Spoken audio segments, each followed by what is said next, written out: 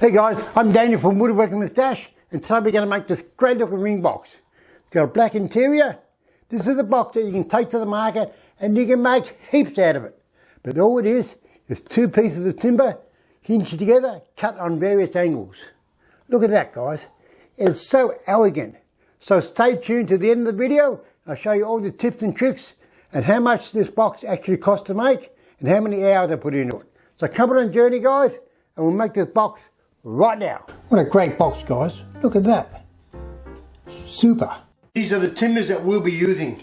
This is the celery top pine. Look at the growth strings on that. It must grow very, very slowly, but it grows in Tasmania. And African Sobrano. This is zebra wood. It's a great match, isn't it? The box came out great.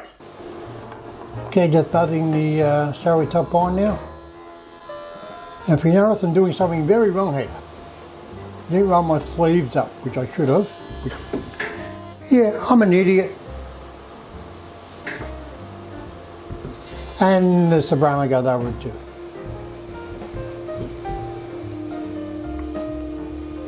And through the thickness there it goes. And here goes the Sobrano. Wind it up then.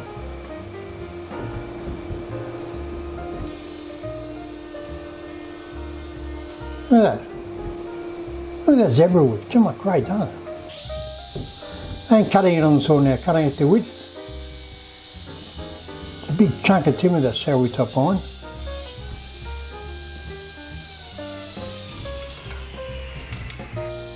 And docking it to length.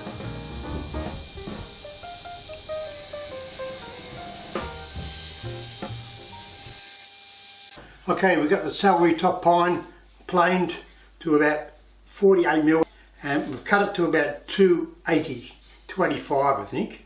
Now we'll put a sizable 45-degree chamfer on the edge. And I'll do this on the saw. It's too big for a router cutter, so I'll do it on the saw, but it's going to be the same all the way around. Okay, just chamfering now on the saw. Gotta watch the off color, it doesn't get stuck between the saw blade and the table. We've got to be careful. And doing the sides now, just creeping up on it. So they're exactly the same all the way around. Just adjusting the stop.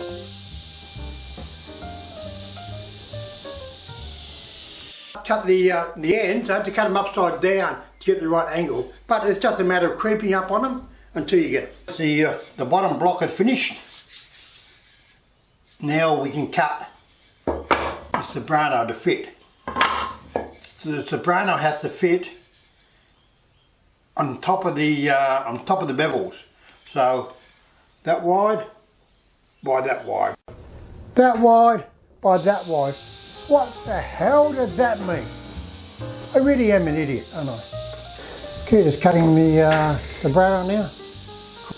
Expensive timber though. Just simply fits on top of the block. Just checking it as I go.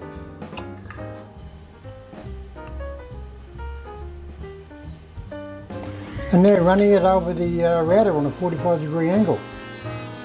I did this in about 3 cuts. It's a pretty big cutter I got in there. You don't want to take it all one hit. This is just the last cut now. Just the last little bit coming off it. Just routed the Sobrano top with a 45-degree chamfer. I used a big 45-degree cutter with a 3/4 shank. It's a lot bigger. It was a lot sharper too. And it done a really nice job of it. So now we've basically got the box finished. We've got the shaping finished anyway. So the next trick is to hinge the top. I have a jig that does my butt hinges. It's a double jig. So you can't mark up where they are. You put them on one side and you put it on the other side, and it has to line up, but you're doing 2 at once. Routing the hinges now. Get your forcing bits out. It's time to mark out the holes. Mark them out in a sort of a random sort of pattern. Don't be too symmetrical about them, but they look better. Here, I've got 5. I've got two big ones, 2 small ones, and a small one in the centre. That's enough. But they've got the hinges on the end there.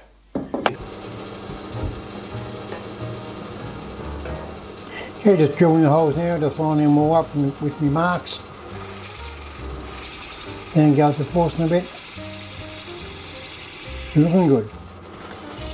And drilling the small ones now. I put 2 extra ones in there later, actually I did. Because I didn't think there'd be enough. All the holes are drilled. And the only thing that we have to do now is to hinge the top.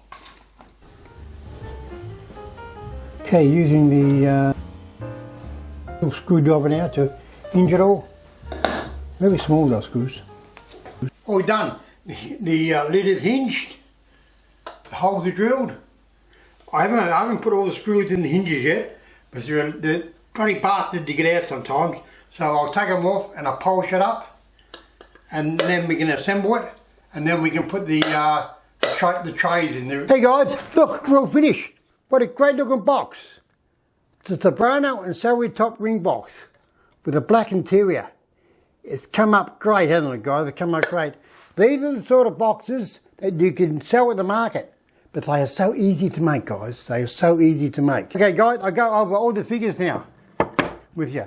The cost of the materials for this box, because I used exotic timbers, was about 22, 23 bucks. But if you use domestic timbers, as long as you got 2 contrasting timbers, I reckon you can do them for about 10 bucks each. Not even that. Hey, look at that, guys. All it is 2 bits of timber and with holes drilled in them and some material at the bottom. And they are so elegant, guys. They are so elegant. Now, the labour for this box took me, because I had to set up all the machines, took me about 4 hours to make. But if you batch them out, I reckon you can make 5 boxes in a day, easy. 5 boxes in a day, easy. So that's an 8-hour day. So each box will take you about an hour and a half, hour and 3/4 to make, if that. And I reckon you can sell these at the market, even with domestic timbers, for about 100 bucks. And I reckon they would sell like hotcakes around Christmas. I reckon they would sell like hotcakes around Christmas. Please subscribe to my channel with all my boxes that I'm going to make. Anyone can make them, and they would sell really well in markets.